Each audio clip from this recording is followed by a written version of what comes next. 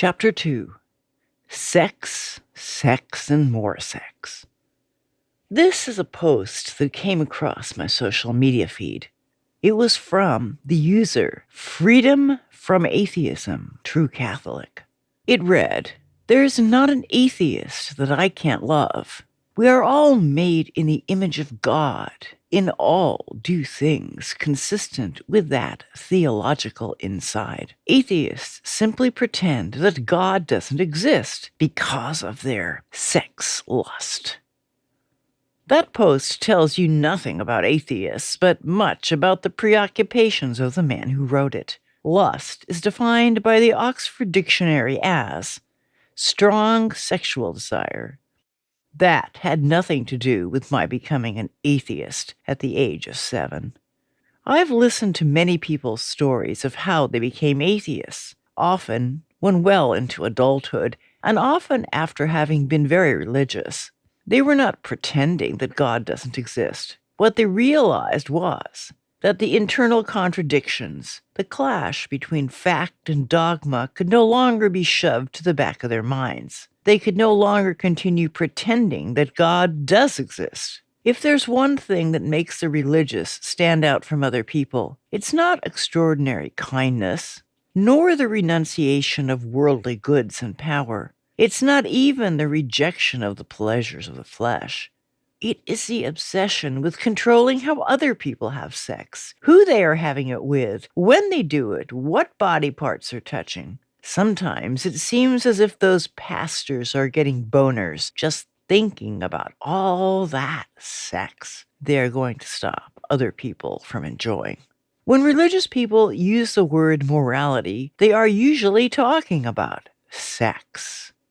When atheists use that word, we almost never are. Atheism is not a religion and does not have a doctrine. So when I speak of atheist morality as applied to sexuality, I am giving you my opinion, though I'm sure many would agree. Sex is not a moral issue, it's a natural instinct. It's supposed to be pleasurable, and what you enjoy is your business and no one else's. The same moral imperative applies to sexual relations as to other kinds of personal interaction. Do unto others.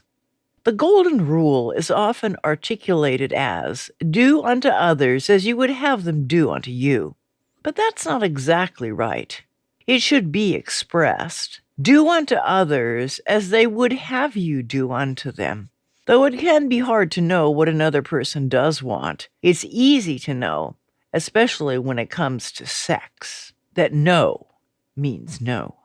Sex becomes a moral issue when coercion, physical, psychological, or legal, is involved, or when consent is obtained by deception, such as when information is concealed or outright lies told to someone who would not consent if the truth were known, or when the person is unable to consent because they are not fully conscious or otherwise lack the mental capacity to understand what they are consenting to. While most people consider a sexual relationship more emotionally significant than a transaction concerning a used car, morally speaking, deceiving another to serve your own selfish desires is the issue. Certainly, not all situations are equal in their potential to cause grief or devastation. A person betrayed in a relationship may never recover, nor may a person whose life savings were taken by a swindler. There is one area that I find morally problematic, that makes me uncomfortable because of my own experience, and that is the age of consent, a legal concept. These laws exist to protect children from being manipulated by sexual predators. That is both worthy and necessary. But laws are clunky things. In order to be fair, a law must clearly spell out what one may or may not do, and in the case of this issue, part of that clarity involves delineating an age of consent. I had sexual intercourse for the first time at age 15. That was below the age of consent. However, I was fully aware of what I was doing and gave my consent. One can argue from the perspective of age, that 15-year-olds don't often make the best decisions because they lack the wisdom and prefrontal cortex maturation to know when it might be better to reject their impulses. By the same token, people far older make bad decisions too. I don't mean to imply that my decision was bad. No harm came of it anyway. My boyfriend was above the age of consent, thus was under law committing statutory rape. Whatever position one might take on the complexity of this issue, it would have been, in my view, grotesquely wrong to put him in prison and label him as a sex offender, and to insist that I was the victim of a crime, when I was in fact a teenager eager to have that sexual experience, and who wanted to have it with someone other than the boys in my high school who I knew would, as I had heard them do so many times regarding other girls, brag about popping my cherry. That someone should speak of having sex with me as some form of conquest and domination, as if they had cleaned out an idiot at a poker game, that to me would have felt like rape after the fact, since I would never consent to have sex with someone who viewed the privilege of that sort of very intimate act with me in that light. However, that hypothetical braggadocious 15-year-old boy would not be considered a sex offender under law. Well, I would have been pretty damn offended about that sex. I don't have a solution to this issue. I'm just putting it out there, keeping it real. I do think we, as a society, fail to give young people credit for the depth of their understanding, their clear-sightedness. It was not 15-year-olds who elected Donald Trump. That was people my age. As a result, our country is in ruins. The second social pathology Barr mentions is the wreckage of the family. He doesn't explain what he means by wreckage. Because he is speaking at a university run by the Catholic Church that prohibits divorce, he may be referring to the fact that half of all American marriages end in divorce, or that many people don't feel it necessary to marry in order to have sex, or would never marry anyone without having sex first, or that people are forming families that do not meet his narrow definition of family, a heterosexual couple where the husband is a little king and everyone else must defer to him. People divorce because their marriages are unhappy. They were just as unhappy in the past, maybe more so. The main reason divorce rates were lower in the past was that divorce was difficult to obtain. People were under the compulsion to get married and remain married. Our laws used to reflect the religious idea of morality on the issue of sexuality. Barr decries the organized campaign to separate law from religion by militant secularists. Guilty as charged and damn proud of it. In all the areas that law encompasses, seldom has the imposition of religion been more destructive of the happiness of so many than when it has used its power to force people to conform to the sexual norms that William Barr idealizes. In the past, people could face criminal consequences for having sex without marriage, for marrying someone of a different so-called race, and of course, for same-sex relationships. In the past, a person could even be arrested for wearing clothing assigned to the opposite gender, and people are still criminalized who agree to have sex with someone in exchange for money, though not for dinner and a show. Even when laws were changed to no longer criminalize certain conduct, social pressure remained throughout society regarding marriage. A friend of mine who was a PhD candidate in anthropology at UCLA, a state-run university, was discussing his future career with his advisor. In that field, the best chance of a steady income was in academia. My friend was flat out told that if he wanted to obtain a position, he would have to get married. That was in the 1960s. It was generally thought not so long ago that a married man was a preferred job applicant to a single man.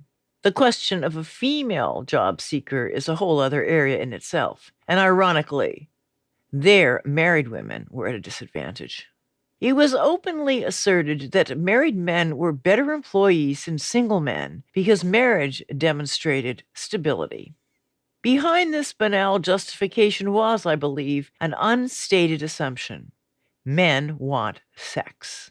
If they're not having socially, religiously approved sex with a wife, then they must be engaged in some form of illicit sex, sex for hire, adulterous sex, or heaven forfend, gay sex.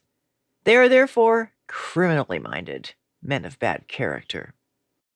When I was growing up in American dream suburbia from the 1950s through 70s, people were expected to be married and stay married. Divorced people were socially ostracized. A friend told me she had been forbidden to play at another child's house because the head of the household was a divorced woman. According to the Centers for Disease Control, the CDC, the most commonly reported major contributors to divorce were lack of commitment, infidelity, and conflict arguing. The most common final straw reasons were infidelity, domestic violence, and substance use. Here's the punchline when it comes to Barr's invocation of religion and family, or the supposed wreckage caused by secularists. The blue states, where secularists predominate, have lower divorce rates than those ruby red states with a church on every corner. According to a 2014 study out of the University of Texas, Red States, Blue States, and Divorce, Understanding the Impact of Conservative Protestantism on Regional Variation in Divorce Rates, published in the American Journal of Sociology, conservative religious culture is in fact a major contributing factor thanks to the social institutions they create that decrease marital stability. This culture of pressuring young people to marry early and frowning upon cohabitation and sexual relations before marriage results in less solid marriages from the outset. A greater incidence of unhappy marriages translates into a higher rate of divorce. Religions that insist that people marry before having sex result in people who marry for the purpose of having sex. In a marriage, sex ultimately becomes only one of many factors involved. Lust is a poor reason to marry. It wears off quickly. Then come the conflicts, violence, etc. Even in my lifetime, divorce was hard to get. In many states, the only legal grounds were adultery. Domestic violence? Meh. Here's what the law, the religion-infested law, essentially said to women. Stop your sass, woman, and get his dinner ready, and maybe he won't pop you next time. That isn't a family. That's slavery. The number one effect of militant secularism, the effort to raise the wall between churches like Barr's and American law, is to free women from slavery. I am very aware of what I am saying when I call traditional marriage slavery. The main difference between chattel slavery and marriage is that brides were not kidnapped and sold in the United States. Instead, they were socially pressured to sell themselves into a lifelong position of subjection. Let's go into some detail here. 1. A husband had a right to stick his penis into his wife and beat her if she refused. He could knock her unconscious, tie her up, claim his right by whatever means necessary. The law would not come to her aid. 2. A husband had a right to tell her whether she could leave the house, who she could talk to, how she could spend her time, and punish her if she disobeyed. 3. If she had any assets prior to marriage, upon marriage, they became his. If she worked during marriage, her earnings illegally belonged to him. 4. She could not open a bank account or get a loan without his signature. He could empty the bank account, spend the money on whatever he wanted, and she had no legal recourse. If she criticized him for his expenditure, he could beat her. 5. She didn't even have a name. Whereas she had been Jane Doe, she was now legally Mrs. John Smith. Is any of this sounding like The Handmaid's Tale yet? Not every marriage was this miserable, of course. Some people actually loved each other and treated each other with kindness and respect. Here's the important point. No woman ever said, "I do" at the altar, envisioning the horrible situation I described above. That came later, after she became his property. I call this slavery, and I stand by it. Even within the always immoral circumstances of slavery, there are slaves who ended up with kind masters. That doesn't change the essential condition of slavery, which is that the master decides how he treats you, and you have nothing to say about it. I was born in the 1950s, that wonderful time when all was well in America for white men. I was a little girl, and it was clear that I was supposed to grow up to be a mommy. I listened to the mommies as they sat around talking. I kept hearing, "My husband won't let me, and I don't know if I can. I'll have to ask my husband." I was horrified. And I didn't have to know the word feminism to feel that way, because I already knew the words freedom and adult. All the mommies, even though they were so very old, it seemed to me, still had to ask permission like children to do anything. No way, I decided, was I ever going to be a mommy.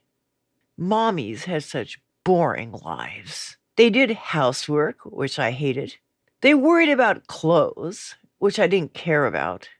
Went to the hairdresser to have their beautiful hair cut off so it looked stupid, which they also did to me, and I screamed bloody murder, causing great embarrassment. My point here isn't to criticize someone who wants to be a stay-at-home mom or go to the hairdresser. My point is that I did not want those things, but was being pressured by society into a future I dreaded because of what was between my legs, another thing that interested me not in the slightest at that age.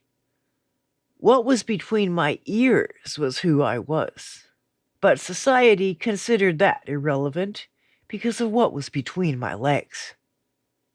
Why? Because God had decreed not only my inferiority, but a punishment for it too. Childbirth, painful childbirth, as much of it as possible. Society had already planned a life for me, guaranteed to be miserable, because of a story in an old book about a woman, man, tree, fruit, and snake. Fortunately, I had parents who did value what was between my ears. They encouraged me to push against these soul-destroying social norms, to go to college, have a career. But society, in the person of my school, run by God-fearing conservatives, always pushed back. Of course, girls were required to wear dresses to school. I hated dresses. A part of your mind always had to be worrying if boys could see your underwear. You could never just play on the playground because you always had to worry about your underwear. You were made to wear clothes that caused you to live in perpetual fear of humiliation and ridicule if you tried to move freely. Why? Because it was very important that clothing made clear what was between your legs. What was between your legs was bad, and you were never going to be allowed to forget that. It was even worse when you got to middle school. Then you had to worry if they could see your bloody underwear. Also in middle school, I discovered that the defenders of family values on the school board decided that because of what was between my legs, I was going to be forbidden to learn something I really cared about: wood and metalworking. I had never before been told that I wasn't allowed to learn something because of what was between my legs. Every girl had to take a class in cooking and sewing to prepare her to be a mommy. Every boy took wood and metal shop. By the age of 13, I had already been taught cooking by my grandmother, who was a real cook. She didn't use recipes or measuring cups. My mother taught me how to sew, but I found it tedious. Why did I have to take a class in something I already knew? instead of what I wanted to learn. The boys were always showing off the things they made in shop. I alternated between wanting to cry and wanting to burn the school down. Don't worry, I grew up and had a garage filled with power tools with which I built many beautiful things. It gave me so much joy, and guess what? My vagina had nothing to do with any of it. There was another thing about mommies. They were unhappy. I knew mine was, and the number one cause of that seemed to be her marriage. My parents loved me, but they couldn't stand each other. They were both good people with admirable qualities, but unsuited for one another in every possible way. This was not a situation of people growing apart over time. They had their first fight on their honeymoon. They should have filed for divorce then and there. Instead, they remained unhappily married for more than 30 years until death parted them. Their marriage was a mistake, one they would not have made if they'd slept together or lived together before marrying. My parents hardly knew each other when they wed, and clearly they did not turn out to be the people they each thought or hoped they were marrying. They were just another family with a man who worked for a large corporation and hated it, and a woman who had wanted to be a doctor but was a housewife and miserable. They had a kid and a dog and a mother-in-law, 2 cars, a washer and dryer, and a TV. They believed in God, or said they did, and lived at a time when America was supposedly great. That didn't help them at all. Premarital sex was a no-no in the 1950s, but that didn't mean it didn't happen. The reason the illegitimacy rate that William Barr is so concerned about wasn't higher is that when the girl got pregnant, the young lovers were marched right down to the courthouse to make it all legitimate. These marriages became prisons. The broken dreams, the love turned to ashes, the social conformity that blighted so many lives are captured in Bruce Springsteen's poignant lament, The River. We leftist, secularist atheists didn't wreck the American family. It was rotten at the core. We just kicked away the timbers. There was no legal abortion. The pill hadn't been invented, and even when people could get contraception, the failure rate was high. Do you know that it was not until the 1965 Supreme Court case Griswold v. Connecticut that married couples were deemed to have a constitutional right of privacy that included the right to use birth control? Unmarried women in 26 states still had no such rights because, morality. I was alive then. This was the second half of the 20th century, not the days of covered wagons. Several men had already been launched into space, but women could not escape the religious gravitational field that crushed us. My mother did not stay married because her religion prohibited divorce. Other people's religion did, and they had the power to shape society accordingly. After seeing my mother in tears for the umpteenth time after one of my parents' arguments, I flat out asked her why she hadn't gotten a divorce. Her reply, "How could I have supported you and your grandmother? I wanted you to have a good life." Divorces were also hard to get, and having made a mistake was not reason enough. Why? Because what God has joined, let no man put asunder. So people suffered in the name of a God that doesn't exist. In many states, the only grounds for divorce were adultery, and you had to go to court with some proof of your spouse caught in the act. Some states also allowed cruelty as grounds, but you had to tell it to a judge, and he decided whether your suffering was bad enough. How dare anyone have the power to force people to remain in an unhappy marriage? That's not morality. That's a power trip. William Barr is missing the obvious point. The social change movements of the 1960s that he wants so desperately to roll back arose because huge numbers of people were unhappy with the way things were.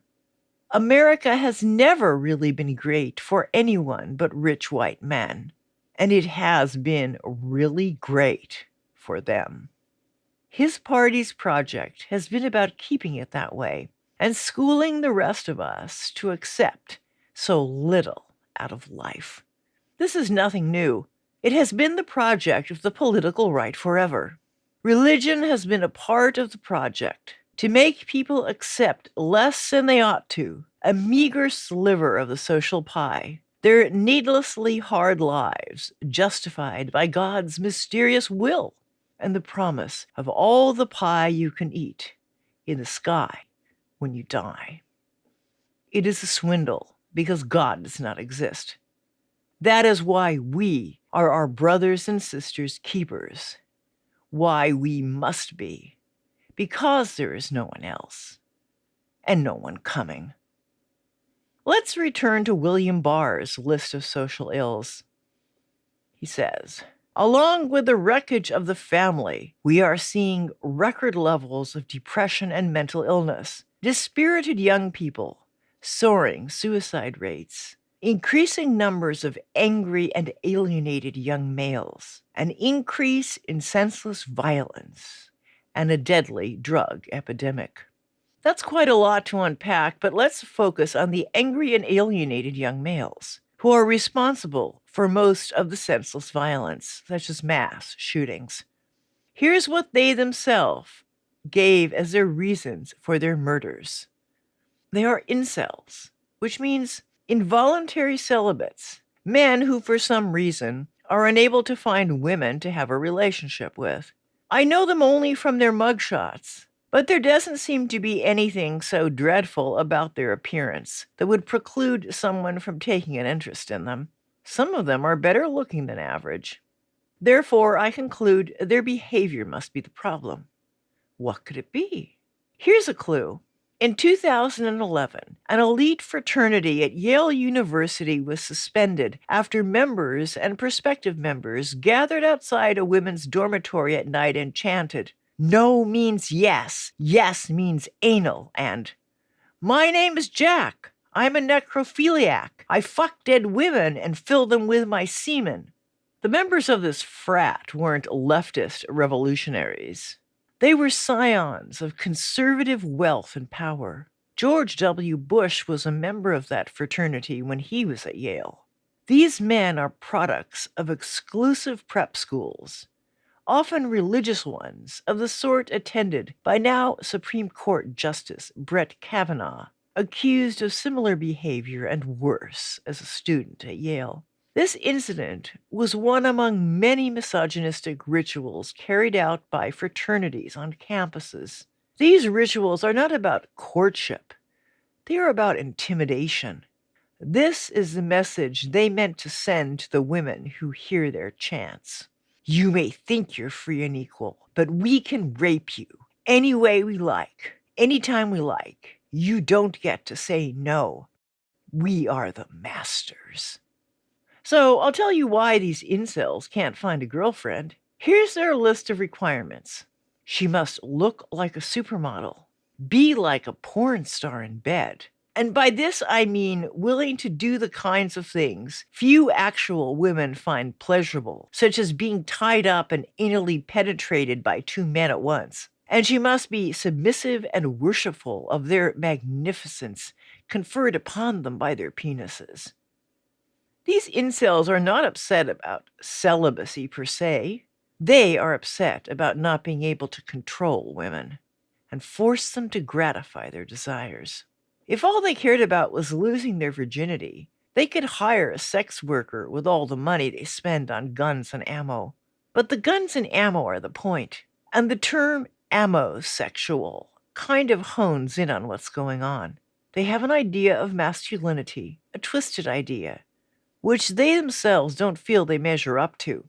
Another clue is they are constantly referring to alpha males and cucks, men whose women, note possession, have sex with other men, presumably because they aren't man enough. They don't want a relationship with a woman. They want to possess a woman as a signal of their masculinity to other men. This isn't what we teach at the Antifa Academy of Atheist Revolution. racists and sexists are denied admission because such views are a sign of stupidity. This incel pathology comes from the religious obsession with male superiority, starting with Genesis. It is a reaction to women's refusal at long last to put up with this nonsense. Men like Barr, the GOP, conservatism, Trump, the culture wars, all of this is an effort to stuff our hard-won freedoms back into a box. It is their efforts that are destroying democracy, their ideologies that are the source of myriad social pathologies. I'm far too old for online dating, but I have heard that Trump supporters had to start their own site because when others heard they were in the Trump cult, they refused to date them. Hardly surprising. What might you expect? He talks about himself the whole time and lies. The only place he wants to go eat is McDonald's. And if he takes after Trump in all ways, he's lousy in bed. There is no religious preoccupation that has shaped our politics more in recent years than that of women's freedom to decide whether or when to have a child, namely the issue of abortion. So singular is this focus that there are some voters for whom this issue is the only criteria, namely that the candidate will work to make abortion illegal. The claim is that the procedure constitutes the murder of innocent unborn babies. I'm not going to argue whether murder is an accurate description of what is going on. Let's just stipulate that the anti-abortion movement sincerely believes that and are moved to moral outrage by these murders. One obvious way to prevent these murders is to make contraception freely available. But here's the suspicious part. William Barr, the pro-life defender of religious liberty and his fellow travelers in the judiciary and legislatures, have fought legal battles to deny free birth control as a benefit of employee health plans if those employers have a religious objection. Let me state this clearly so there is no confusion. Contraception is included coverage as one of the standard features under the Affordable Care Act. No employer has to pay more for it, nor is anyone required to use contraception if they don't want to for any reason. But these religious employers want to prevent their employees from using contraception, even if the employees want to use it. By making employees whose wages are already inadequate to live on have to pay extra for contraception, increases the likelihood that they won't use it consistently, leading to more unwanted pregnancies. So, have you ever been to a job interview where the religious beliefs of the business owner were listed in the job posting or discussed in the interview? I haven't. I'm talking about an ordinary job, like a store clerk or car mechanic, not as a teacher at a parochial school. When you are looking for a job, the only choices you have of where to work are from among businesses who are hiring. Furthermore, no business is required to hire you just because you apply for a job, but you are required to work somewhere or starve.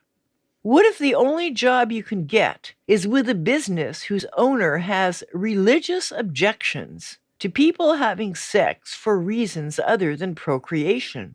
Because Eve ate a fruit and was condemned to childbirth as a punishment by a God who doesn't exist. This is the goal of Barr's morality. That no heterosexual woman is free to have sex without the risk of pregnancy. So she must either be celibate or have baby after baby, whether she wants to or not. It's kind of a polite way to say, no means yes, yes means anal. It's not about sex, it's about power. According to William Barr, for anyone who has a religious faith, by far the most important part of exercising that faith is the teaching of that religion to our children, the passing on of the faith. There is no greater gift we can give our children, and no greater expression of love.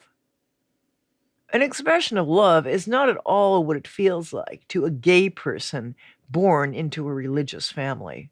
Of all the stories I've heard where sexuality was the reason for leaving religion, these are some of the saddest. Sometimes they were subjected to physical and psychological torture by their families in the name of curing them. Sometimes they were thrown out of their churches or even their homes. Throughout all of this, God did nothing to help change them into heterosexuals, despite their attempts to pray the gay away. They realized that their sexual orientation was not a choice, but an inseparable part of who they were. As one might say, gay was how God created them. It was a thing they could no more change than the length of their legs or the shape of their heads. Yet they were told by pastors and religious family members that they were merely sinful and must repent. It was religion's failure of compassion that made them atheists. Others did not have such a fortunate escape. They took their own lives. Religious belief didn't save them, it killed them. It is not gay people who are immoral. It is the religious people who persecute them. The right to persecute gay people, to fire them from their jobs, to treat them with contempt, to condemn them as evil, or to pretend they don't exist, is at the center of the fight for so-called religious liberty. In the LDS Church, commonly known as the Mormon, which is governed by a centralized leadership hierarchy of clergy, much as the Roman Catholic Church is, the persecution even took the form of organized political campaigns, wherein members were commanded to actively participate as phone bankers to defeat same-sex marriage legalization legislation in states where they did not even live.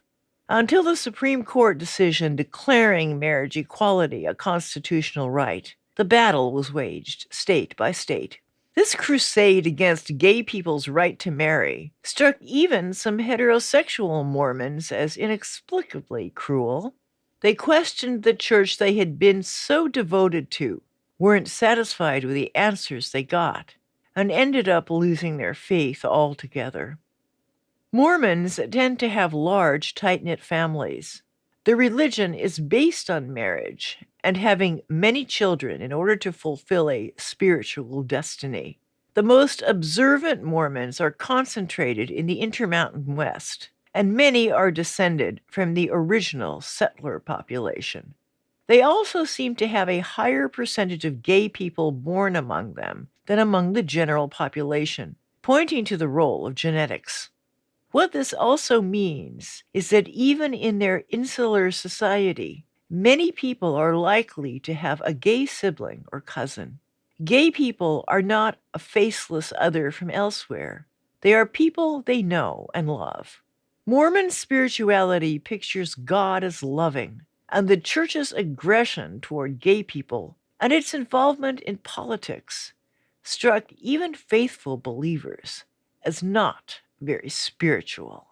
Of the gay ex-Mormons, some had been so deeply religious that it seems unlikely to me they would have lost their faith had they simply been accepted for who they were within their churches.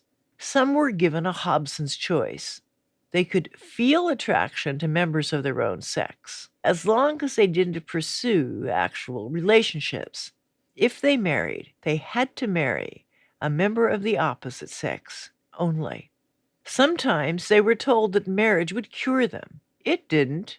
All it did was draw another person into the tragedy, one who was often unaware they were marrying someone they could never truly satisfy. These third-party victims were usually young women, of course virgins, who knew little about sexuality, other than that she had been told that having sex before marriage made her an undesirable mate, like a piece of gum that has already been chewed. The only basis for criminalizing same-sex relationships is religious doctrine. To call this a defense of marriage is ridiculous, especially when what people are seeking to do is marry, No heterosexual person's marriage has ever been threatened by gay people marrying. No heterosexual person has ever been forced to engage in a gay relationship. Yet, the evangelicals foam at the mouth about a so-called gay agenda. The only agenda gay people have is to be able to love who they choose and have their relationships accorded the respect that heterosexual relationships are accorded. Gay people can no more make heterosexuals gay than heterosexuals could make them straight. It is the religious who are denying nature. Why are gay people such a problem to them? It is a problem, especially for evangelicals and other scriptural literalists. They claim their religious liberty is being violated, or as Barr puts it, irreligion is being forced on them, especially in public schools. Is anyone preventing parents from passing on their faith? Or is it rather that schools and other parts of society reflect an understanding that there are other ways of looking at the world that conflict with doctrines of a particular religious faith? If your religious faith insists that oceans existed before the sun, because that is what the Bible says, and every word is literally factual, then geology and astronomy curricula are going to contradict the faith that those parents are trying to pass on to their children. This causes the parents to have to justify their religious teachings and the truth of them to their children who are trying to resolve the contradiction. People believe all kinds of things that aren't true, but the minute we call it religion, suddenly it is a violation of someone's liberty to call it false. Though the teaching of science in school has certainly been contested by Protestant evangelicals, Catholics like Barr have made their peace with science long ago, and have found a way for belief in a supreme being to coexist with it.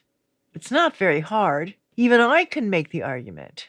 The Bible is a moral allegory meant to illustrate God's teachings.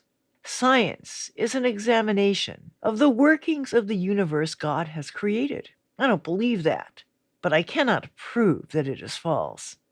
It is impossible to prove that God does not exist. One can only say that there is no evidence that God does.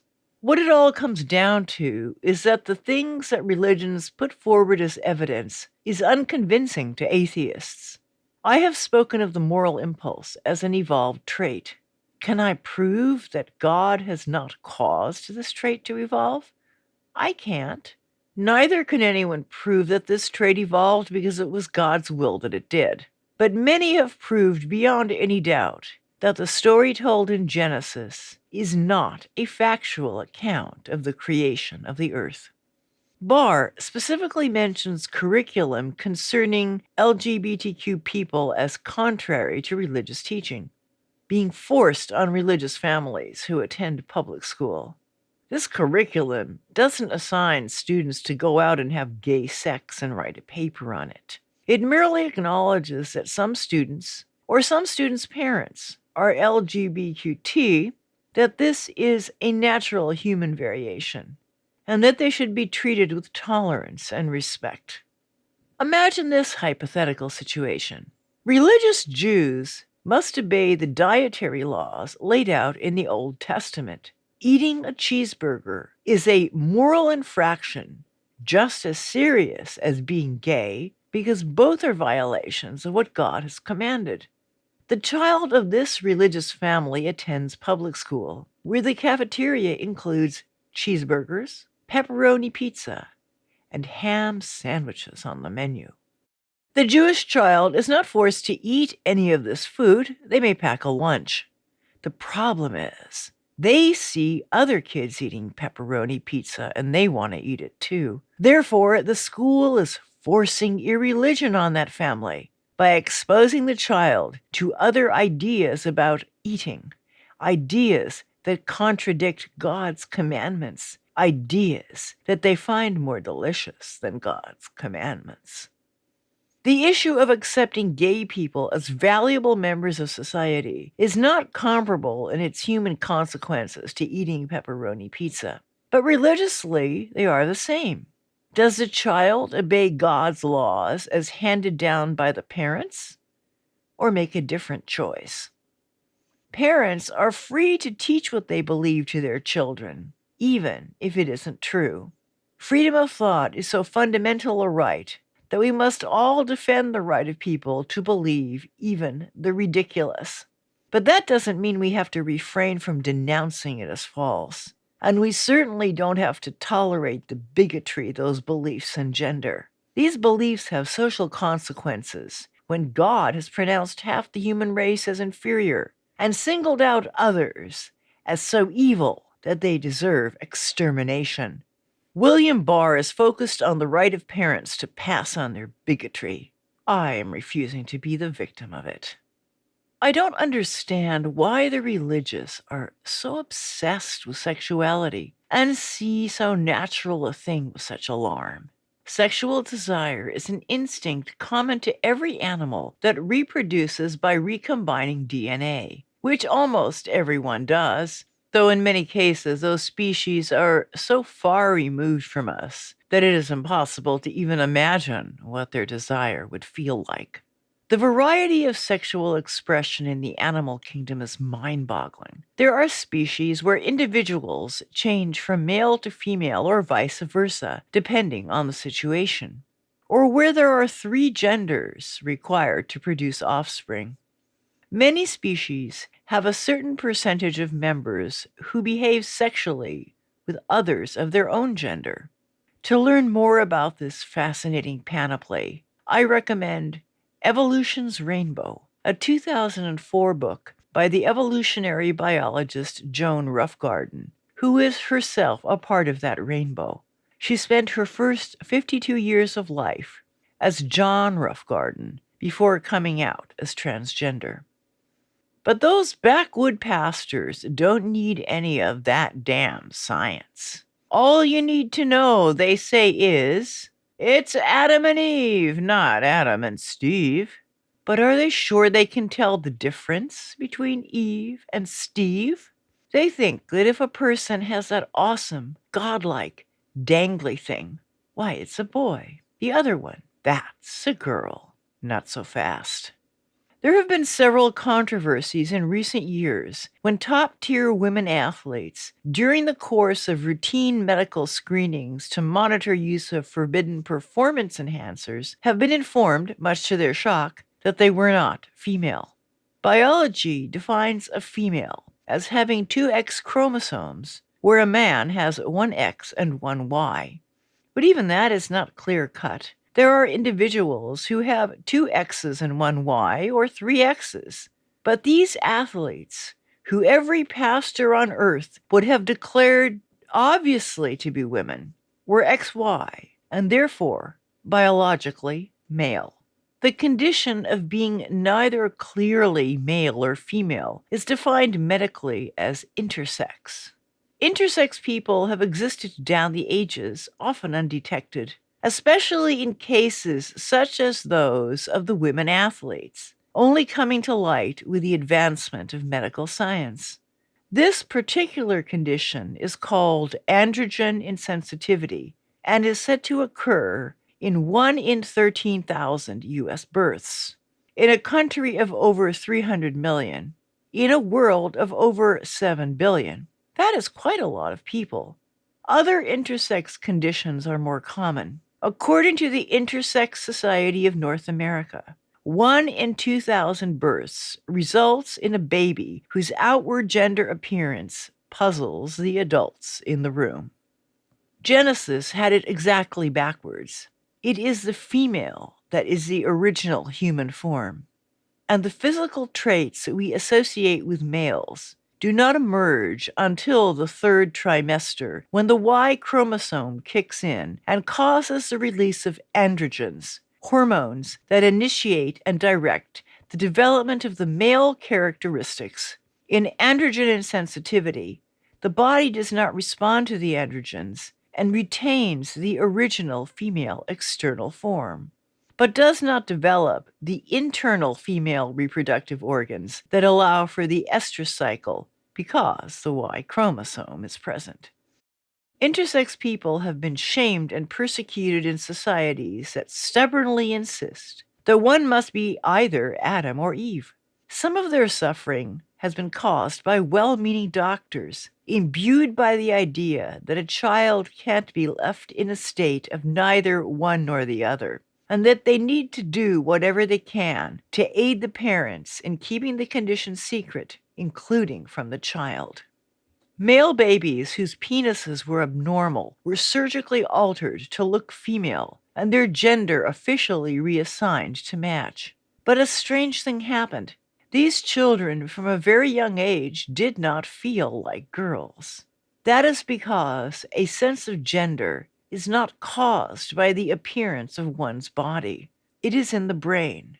During the release of androgens in the fetus, the brain is also changed. It is our brains that determine our gender, not whatever restroom some obsessed religious fanatic thinks we belong in.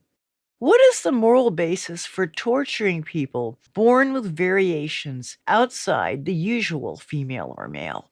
Why does it even matter whether one is male or female? And why are the religious so centered on this as a so-called moral question? I think it all goes back to Genesis. It is, after all, very important whether your child is in God's image or one of those scummy girls. And you have to know whether to give him a bunch of fun toys or her a dumbass doll and a miniature vacuum cleaner. Before the militant secularized assault on American society, the religious had managed to imprint their sexual preoccupations on American law. William Barr's goal is to make that tyranny great again in the name of religious liberty. For a bunch of people who call themselves pro-life, they sure don't want to do anything that actually helps people live. Barr is in court at this moment, trying to cancel the Affordable Care Act, which will place health care beyond the economic reach of millions of people. So what if they die, right?